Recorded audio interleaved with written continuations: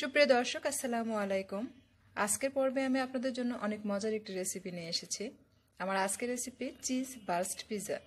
এটা তৈরি করাটা একেবারেই সহজ আর খেতেও ভীষণ মজার। আশা করছি আপনাদের কাছে আমার আজকের রেসিপি ভালো লাগবে। যদি আমার রেসিপি ভালো লাগে অবশ্যই একটা লাইক দিবেন। তো চলুন দেখে নেওয়া যাক এটা তৈরি করতে আমাদের কি কি উপকরণ লাগছে। পিৎজা তৈরি করার জন্য আমি মিক্সিং বোলে নিয়ে নিচ্ছি 2 কাপ ময়দা। আপনারা চাইলে কিন্তু 1.5 কাপ দিয়েও তৈরি করতে পারবেন। দিয়ে দিচ্ছি 1 চা চামচ ইস্ট, 1 টেবিল চামচ চিনি, হাফ চা চামচ লবণ, আর দিয়ে দিচ্ছি 2 টেবিল চামচ সয়াবিন তেল। তবে আপনারা চাইলে বাটারও দিতে পারেন। এখন সমস্ত উপকরণগুলো কাঁটা চামচ দিয়ে খুব ভালোভাবে মিক্স করে নিতে হবে। মিক্স করা হয়ে গেলে অ্যাড করে দিলাম হালকা গরম দুধ। তবে আপনারা চাইলে হালকা গরম পানি দিয়েও কিন্তু এটা তৈরি করতে পারবেন। এরপর এটা খুব ভালোভাবে মিক্স করে নিচ্ছে। মিক্স করা হয়ে গেলে এটাকে হাত দিয়ে খুব ভালোভাবে মাখিয়ে নিতে হবে। এই পর্যায়ে দিয়ে দিচ্ছি 1 টেবিল চামচের মতো সয়াবিন তেল দিয়ে এখন হাত দিয়ে এটাকে 5-7 মিনিট খুব ভালোভাবে মথে নিতে হবে।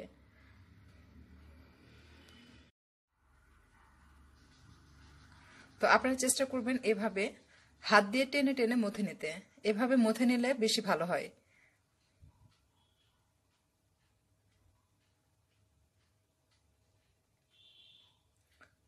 তো আমার এটা মথে নেওয়া হয়ে গেছে। আমি কিন্তু 5-7 মিনিট এটাকে খুব ভালোভাবে মথে নিয়েছি। এরপর একটি বাটির মধ্যে রেখে দিচ্ছি। দিয়ে ওপর থেকে সামান্য সয়াবিন তেল দিয়ে দিচ্ছি। দিয়ে এটা সমানভাবে ছড়িয়ে দিচ্ছি ওপর থেকে যেন ড্রাই হয়ে না যায়।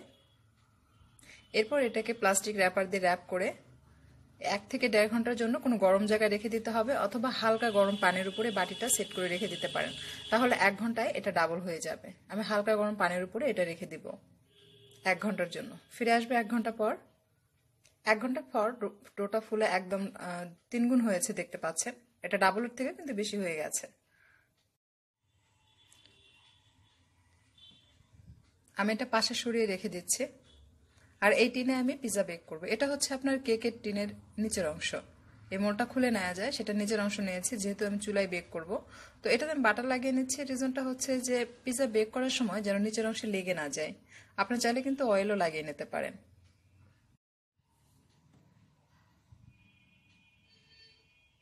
এভাবে লাগিয়ে নিতে হবে। এখন এটা বেশ কিছুক্ষণ খুব ভালোভাবে মথে নিতে হবে। এর ভিতরে যত বাবলস আছে সে বাবলসগুলো যেন বেরিয়ে যায়।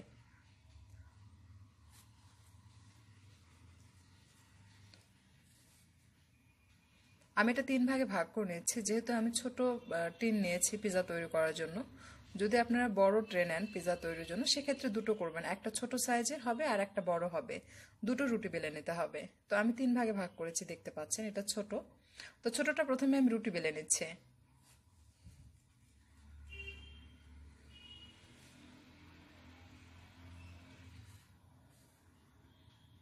রুটিটা কিন্তু একটু পাতলা করে বেলতে হবে, অর্থাৎ নর্মালি পরোটা যেমন মোটা হয় ঠিক সেরকম পাতলা করে বেলে নেবেন। কারণ ভাজার পর এটা কিন্তু একটু ফুলে উঠবে। এটা যদি বেশি মোটা হয় সেক্ষেত্রে কিন্তু পিৎজা খেতে ভালো লাগবে না। এরপর এভাবে কাঁটা চামচ দিয়ে একটু ছিদ্র করে দিতে হবে তাকে ভাজার সময় এটা ফুলে না ওঠে। আমি তাওয়ায় দিয়ে দিলাম এটা ভাজার জন্য।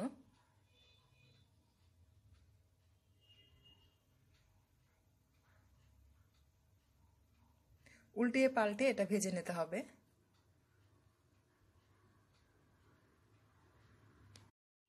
তো এটা ভাজা হয়ে গেছে দেখতে পাচ্ছেন। এখন আমি এটা নামিয়ে নেব। এরকম একটু সাদা সাদা করে ভেজে নিতে হবে। আর আমি এখানে দিয়ে দিচ্ছি একটি ননস্টিকি কড়াই। এটা আমি ঢাকনাতে ঢেকে দিলাম। এটা বেক হতে থাক, অর্থাৎ গরম হতে থাক। আর এটা হচ্ছে বড় পিৎজার রুটি। আমি বড়টা আবারও রুটি বেলে নিচ্ছি। এটাও কিন্তু একটু পাতলা করে বেলতে হবে, কারণ পিৎজাটা বেক হওয়ার পর কিন্তু ফুলে উঠবে। মোটা করে বেলবেন না। আর দেখতে পাচ্ছেন একটা বড় রুটি একটা ছোট। যেটা আমি ভেজেছি সেটা কিন্তু ছোট, আর যেটা বড় সেটা কিন্তু ভাজা যাবে না। আর এভাবে দুটোই আপনার এভাবে কাঁটা চামচ দিয়ে একটু ছিদ্র করে দিতে হবে, কারণ পিৎজা বেক করার সময় কিন্তু এটা ফুলে ওঠার সম্ভাবনা থাকে। এখন আমি এটার উপরে এটা সেট করে নিচ্ছি। তুলনামূলক ওটার তুলনায় কিন্তু এটা রুটিটা একটু বড় করে বেলে নিতে হবে। এরপর দিয়ে দিচ্ছি আপনার চিজ স্লাইস।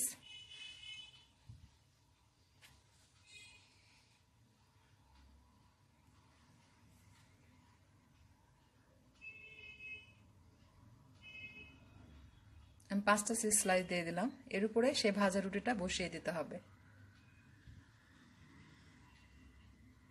এখন চারপাশে ব্রাশ দিয়ে পানি লাগিয়ে নিচ্ছি, তাকে এটা ফোল্ড করার পর খুলে যেন না যায়।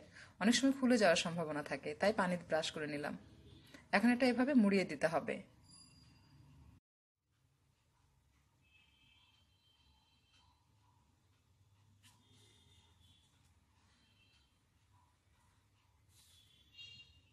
চারপাশে মোড়ানো হয়ে গেলে আঙ্গুলি দিয়ে চেপে চেপে বসে দিতে হবে, যেন খুলে না যায়। বসানো হয়ে গেলে আমি চারপাশে দিয়ে ব্রাশ করে নিলাম বাটার। এরপর মাঝখানে দিয়ে দিচ্ছি পিৎজা সস। পিৎজা সস এটা আমার ঘরে তৈরি করা। এটার উপরে একটা ভিডিও অলরেডি আমার চ্যানেলে শেয়ার করা আছে, ডেসক্রিপশনে লিঙ্ক দেওয়া থাকবে, আপনারা চাইলে সেখান থেকে দেখে নিতে পারেন, অথবা বাহির থেকে কিনেও নিতে পারেন। পিৎজা সসটা কিন্তু বাইরে কিনতেও পাওয়া যায়। এখন দিয়ে দিচ্ছি মোজারেলা চিজ। আমি মোটা যে ছিদ্র আছে এই ছিদ্র দিয়ে গ্রেট করে দিচ্ছি।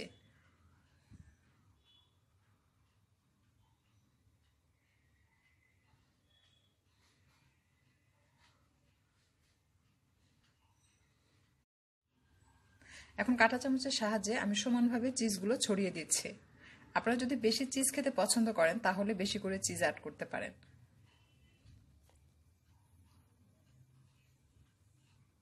এটা আসলে যার যার নিজের পছন্দের উপরে ডিপেন্ড করে। সমানভাবে ছড়ানো হয়ে গেলে দিয়ে দিচ্ছি অলিভ। অলিভগুলো আমি কেটে রেখেছি, দেখতে পাচ্ছেন। সেটা একটা একটা করে দিয়ে আমি সাজিয়ে দিচ্ছি।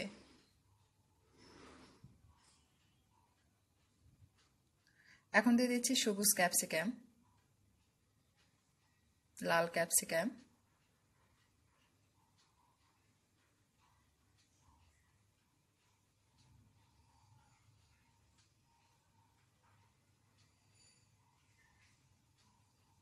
আর দিয়ে দিলাম হলুদ ক্যাপসিকাম। এখন ওপর থেকে সামান্য চিজ গ্রেট করে দিচ্ছি।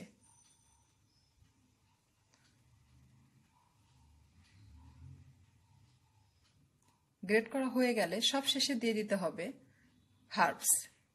দেখতে পাচ্ছেন আমি অরিগানো নিয়েছি। অরিগানো পিৎজার হার্বস এটা দিতে হবে, অথবা আপনার চাইলে মিক্স হার্বসও দিতে পারেন। তবে পার্সোনালি আমার কাছে অরিগানোটাই বেশি ভালো লাগে। দিয়ে দিচ্ছি অরিগানো, ছিটিয়ে দিচ্ছি একটু। আপনার 2 থেকে 3 চিমটি পরিমাণ দিতে হবে, এর থেকে বেশি দেওয়া যাবে না, তাহলে কিন্তু খেতে খুব একটা ভালো লাগবে না। এরপর আমি এটা চুলায় বেক করব। আমি ঢাকনাটা খুলে নিলাম। এটা একটু সমান করে নিচ্ছি কারণ একটু বাঁকা তেড়া হয়ে আছে। এখন এটা সাবধানে বসিয়ে দিতে হবে, তাকে ছ্যাঁকা না লাগে। এরপর আমি এটা ঢাকনা দিয়ে ঢেকে, এই যে ছিদ্র আছে ছিদ্রটা বন্ধ করে দিয়ে আমি হাই হিটে এটা বেক করেছি। হাই হিটে বেক করলে আপনার সময় লাগবে 15 মিনিট।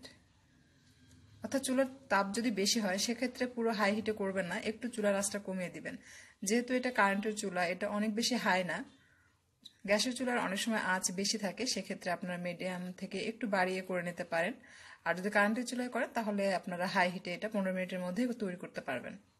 তো আমার এটা বেক করা হয়ে গেছে, আমি ঢাকনাটা খুলে নিলাম। এখন এই পিৎজাটা তুলে নিচ্ছে।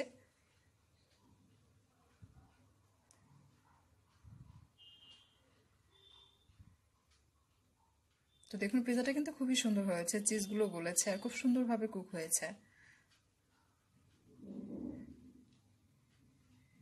এখন আমি আপনাদেরকে সার্ভ করে দেখাচ্ছি। এটা আমি একটা সার্ভিং প্লেটে নিয়ে নিব।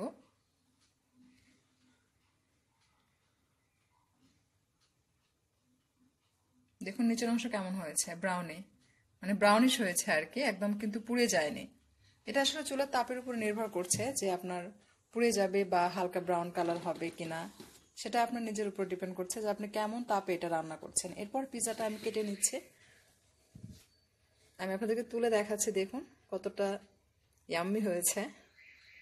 দেখতে পাচ্ছেন নিচের অংশে কিন্তু চিজটা বেশ লম্বা হয়েছে। এটা গরম গরম আসলে সার্ভ করতে হবে, আর গরম গরম পিৎজাটা খেতে বেশি ভালো লাগে। গরম গরম যখন তুলবেন তখন দেখবেন যে পিৎজাটা এরকম হবে, আর যদি ঠান্ডা হয়ে যায় সেক্ষেত্রে কিন্তু চিজটা এরকম লম্বা হবে না, ছিঁড়ে যাবে। তো এই ছিল আমার আজকের রেসিপি। আশা করছি আপনাদের কাছে ভীষণ ভালো লেগেছে।